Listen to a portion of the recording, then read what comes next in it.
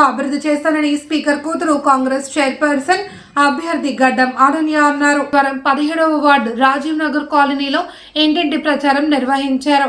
ముందుగా అనంతగిరి అనంత పద్మనాభ స్వామిని దర్శించుకుని అనంతరం దర్గా చర్చిలో ప్రత్యేక ప్రార్థనలు చేశారు.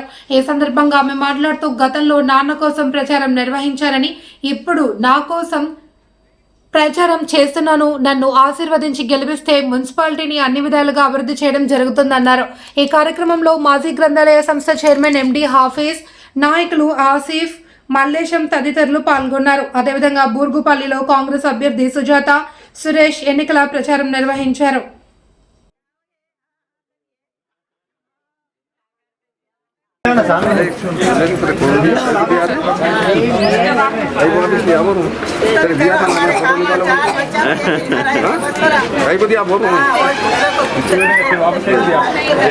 किसी को नहीं देना, मेरे हाथ को देना हो।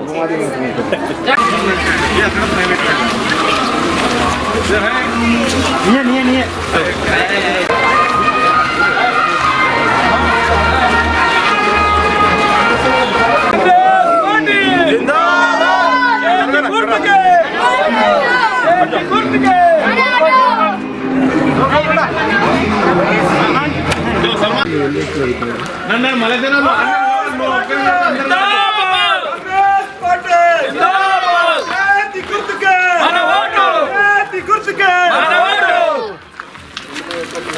कांग्रेस पार्टी कांग्रेस पार्टी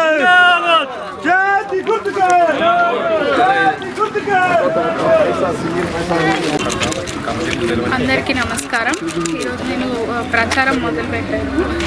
నేను 17th వార్డ్ నుంచి ఈ రోజు నుంచి డోర్ టు డోర్ ప్రచారం స్టార్ట్ చేసినాను.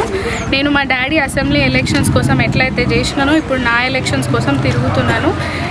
నాతో పాటు 2 యునానిమస్ అయినాయి. నాతో పాటు ఉన్న వార్డులన్నింటినీ గెలిపించడం నా బాధ్యత. నేను ఈ వార్డ్ని చక్కదిద్దుకుంటానని ప్రామిస్ చేస్తూ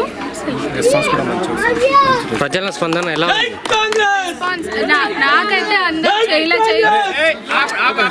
నాకైతే అందరు చేయగలిపి మాట్లాడుతున్నారు, ఓట్లు వేస్తా అంటున్నారు.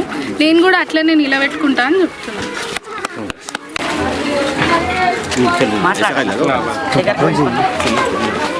ఈరోజు రాజీవ్ గాంధీ నగర్లో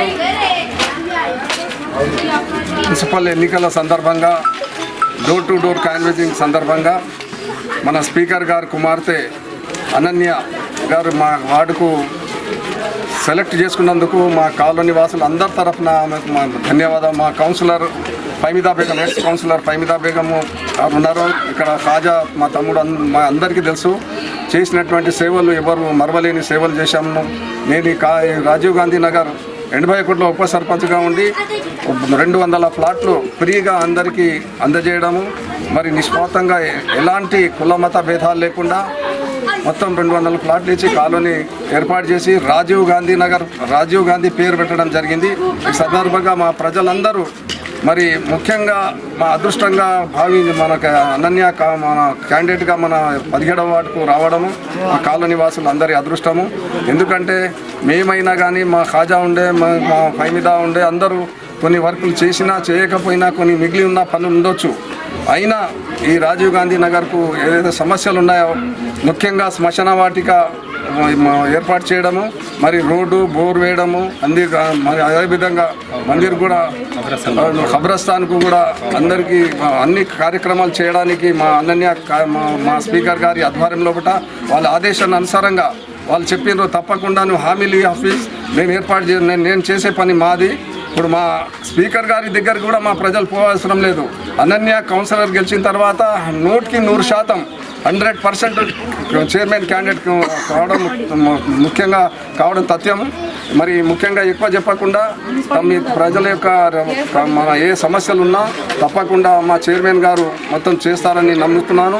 మరి ముఖ్యంగా మా కార్యకర్తలు, మా రాజీవ్ గాంధీ నగర్ యొక్క ప్రజలకు అందరి తరఫున మా చైర్మన్ గారు కాబోయే చైర్మన్ గారికి ధన్యవాదాలు తెలుపుతూ, ప్రజలందరూ రాజీవ్ గాంధీ నగర్ అంటేనే కాంగ్రెస్ ప్రభుత్వం, కాంగ్రెస్ పార్టీల గత చరిత్రలో చూస్తే ఈ అనంతగిరిలో ఉన్నప్పుడు రాజీవ్ గాంధీ అప్పుడు మొత్తం 3 ఓట్లు అపోజిషన్కి పోయినాయి.